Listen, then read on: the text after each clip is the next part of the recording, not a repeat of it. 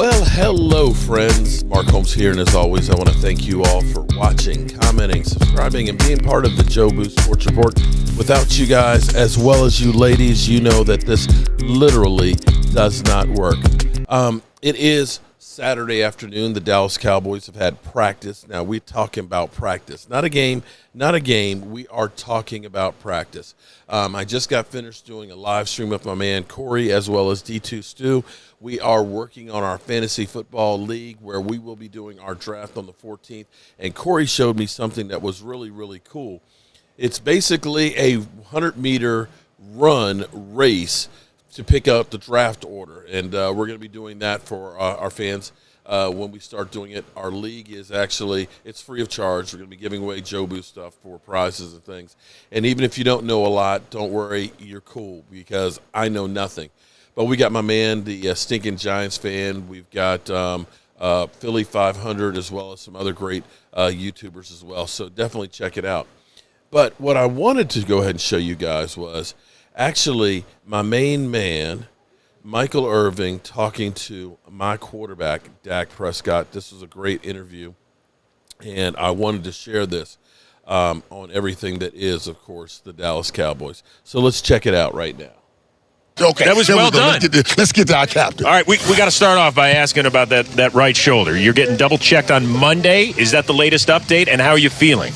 I'm feeling better, but yeah, obviously just doing everything I need to, getting the treatment, just being cautious with it. Obviously, we've got 40 days before the home opener, or excuse me, for the opener, season opener, so just being smart with it, trying not to make something small bigger than it has to be. How frustrating is it, Dak? You worked so hard, man, to get back on the football field, to be back out here leading your guys, and then to have this little shoulder hiccup. How frustrating is that for you? Yeah, it's definitely frustrating, but it's just another challenge. It's something I'm going to answer, something I'm going to embrace, doing everything I need to get back out here and just trying to do everything I can right now to support the teammates, continue going, and just stay mentally locked in, get all the mental reps I need.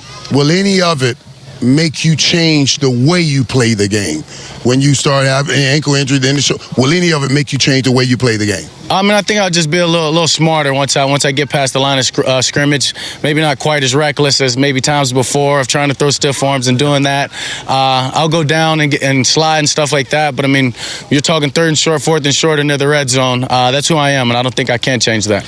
So Dak, I imagine you were like every fan out there when the schedule came out. You're like, okay, who are we opening with? And you go, oh, we're playing the first game of the year in Tampa against Tom Brady. Yeah. And the champs. How excited were you when that came out? I was definitely excited. For some reason, I kind of had a feel that was going to happen. Coming off the season we had last year, the great season they had, just the NFL not having fans. What better game to get the season kicked off?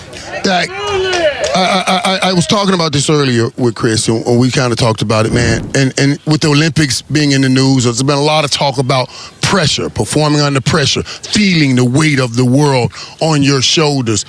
And it made me start thinking about you, man. And I thought, wow, I don't remember the last time a player had this much challenges and circumstances to deal with coming into a game. You're coming off the ankle injury, and now you have the shoulder.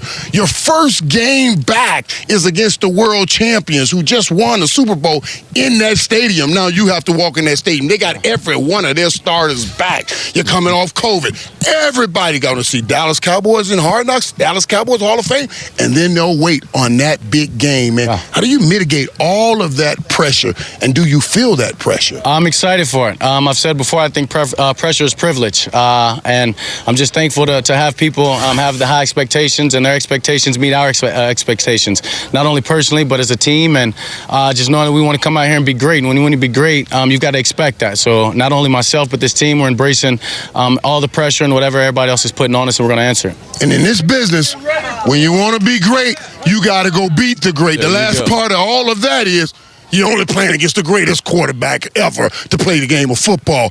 How does that challenge get you going, knowing your first game back, you're going to be facing Tom Brady? Yeah, I'm excited for the challenge for my defense and just the whole team. Excited for these guys to go out there and to improve off of last year. And that's what training camp's about. We're trying to iron sharpen iron right now and trying to make them better. They're making us better. But it's going to be important for us to go out there and take care of the ball, put them in tough situations, and put the pressure on those guys. Dak, you've been an Iron Man. Your first 4 years, you didn't miss a game until your leg injury last year. Emotionally, when you couldn't help every Sunday, how trying was it for you, and what did you learn about yourself? Yeah, it was definitely trying, but I got better. I found a way to become mentally tougher. I found a way to become a better person and a better football player. So you just got to embrace those challenges. As I say, I feel like God gives me things so other people can learn from them. So it was just important for me to stay within it. I had a great support system, my family, my friends, my teammates, fans, the organization, and I'm just thankful to be on the backside of it now. Dak, all your life you turned tragedy into triumph. You know, and you're coming off of last year, man. Can you turn all of last year's tragedy into the ultimate triumph this year for the Dallas Cowboys and end the year back out here in the Super Bowl? What are the real probabilities or possibilities of that happening? Yeah, I mean, everything happens for a reason. And so I'm excited just to answer those challenges and come back from everything that happened last year and put my best effort forward. Do everything I can for this team, this organization, to, as you said, to finish the season off back out here in California. I'm looking closely at the beard. It looks like you got all the cake out of that thing, right? Yeah, I did. Out of the beard, my ears, some of my eyes, but the cake did taste good. I was glad that. What was it, by the way? It was a lemon cake. Shipped all the way back from Dallas, so it was great. It was great. Is that per request? Is that like if you were to order a cake, are we going lemon? That's a nice video. I'm checking that out again. I think I would. I would definitely order that cake again. I'm not that big on sweets, but that was good. I feel like I need that cake again without it just being smashed in my face. Yeah. If there's one guy you have to get back, you probably made a list on somebody you're going to have to. For sure. Yeah, it's a long list. Just make sure they bring the cake to SoFi Stadium after you win the Super Bowl. Then you smash it back in your face again. That'll be a great day, right? I'll take that. That'll be the great day. Good to see you back here smiling. Best of luck. There we go. All right, so my quarterback will be evaluated on Monday and seeing exactly where we are with the shoulder. I was talking in our fantasy football live stream just a few minutes ago about the Cowboys have kind of gambled on Tyler Badish being the guy for center because they let Joe Looney go.